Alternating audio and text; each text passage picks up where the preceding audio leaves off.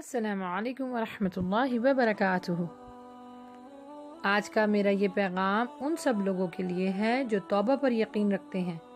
اس video کو زیادہ سے زیادہ شیئر کر کے اس کار خیر میں حصہ لیجیے اور اللہ سبحانہ وتعالیٰ سے اجر پائیں۔ کوئی کتنا بھی بڑا گنہگار کیوں نہ ہو، اللہ سبحانہ وتعالیٰ اس کے لیے دعا اور توبہ کا راستہ کبھی بند نہیں کرتا۔ وہ اپنے بندوں کو نوازنے سے نہیں رکتا۔ جو اللہ اپنے بجائے کسی دوسرے کو خدا بنا کر پوجنے والوں پر اپنی رحمتیں بند نہیں کرتا، تو وہ اپنے نام لیوا بندوں پر دعا اور توبہ کا راستہ کیسے بند کر سکتا ہے؟ اسی لیے اپنی چھوٹی بڑی غلطیوں پر اپنے رب سے توبہ کرتے رہیں اور اللہ سبحانہ وتعالیٰ کے آگے گڑ گڑا کے اپنے گناہوں کی معافی مانگتے رہیں۔ توبہ اتنی آسان چیز ہے اور اللہ سبحانہ وتعالیٰ نے ہم کو یہ عطا کی ہے، یہ ایک نعمت ہے۔ اللہ سبحانہ وتعالیٰ کے پاس جانے کے لیے اور اس کے وجود سے وابستہ ہونے کے لیے ایک ہی ذریعہ ہے، وہ ہے توبہ۔ حضرت رابعہ بصری سے پوچھا گیا کہ کیا گناہگار کی توبہ قبول ہوتی ہے؟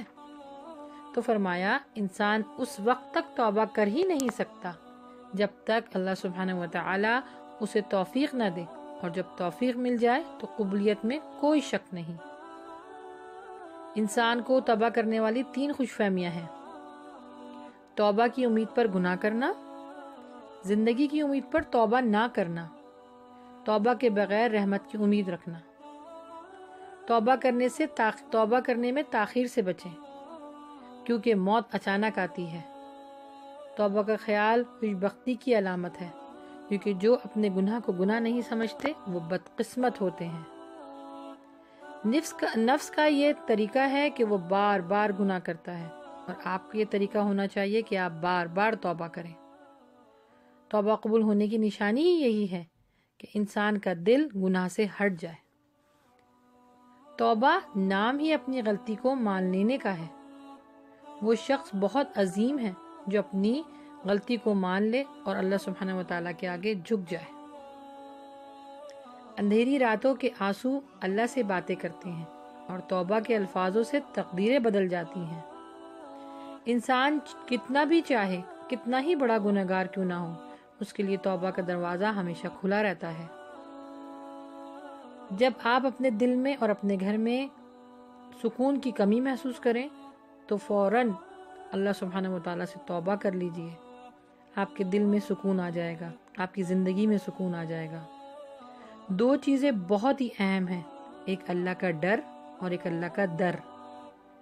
جس شخص کو یہ 2 چیزیں نصیب ہو جائیں تو سمجھ لیں کہ اس کی دنیا کی تمام سعادتیں اس کو مل گئیں، کیونکہ اللہ سبحانہ وتعالیٰ کے ڈر اگر اس کو ہوگا تو توبہ کرے گا اور گناہوں سے بچے گا، اور اگر اللہ سبحانہ وتعالیٰ کا اس کو ڈر نصیب ہو گیا تو عبادت میں لذت نصیب ہوگی۔ زندگی کی کتاب میں اتنی غلطیاں نہ کرو کہ پینسل سے پہلے ربڑ ختم ہو جائے اور توبہ سے پہلے زندگی۔ کائنات میں کوئی بھی چیز اتنی شدت سے اس چیز کا انتظار نہیں کرتا جتنی اللہ سبحانہ وتعالیٰ اپنے بندے کی توبہ کا انتظار کرتا ہے۔ معافی اور توبہ مقدر والوں کو نصیب ہوتی ہے، ورنہ آنکھوں پر لوہے کے پردے اور کانوں میں سیسا پلا دیا جاتا ہے، اور انسان کے سوچنے اور سمجھنے کی صلاحیت سلب کر لی جاتی ہے۔ اللہ سبحانہ وتعالیٰ کے نبی صلی اللہ علیہ وسلم نے فرمایا، تمہارا رب بہت مہربان اور حیا والا ہے۔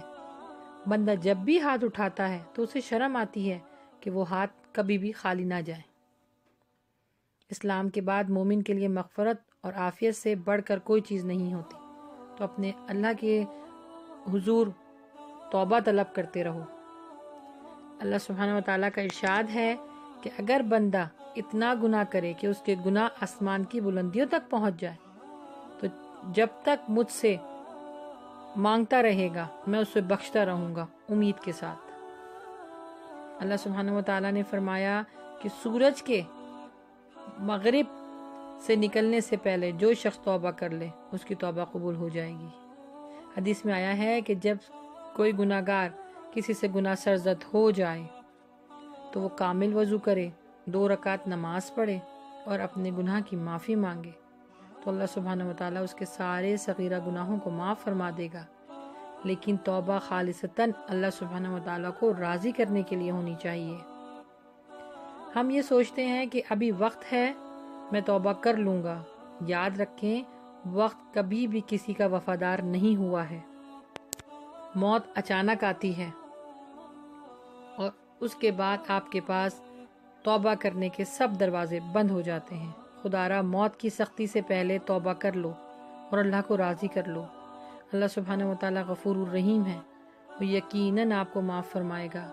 سجدے میں گر کے اپنے اللہ کو راضی کر لو، کیونکہ توبہ سے بڑھ کر کوئی نعمت آپ کے پاس نہیں ہے۔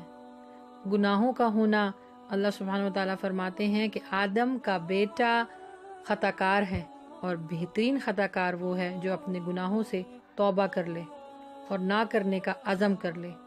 اللہ سبحانہ و تعالیٰ ہم سب پر اپنا خاص رحم و کرم کرے، آمین یا رب العالمین۔ السلام علیکم ورحمۃ اللہ وبرکاتہ۔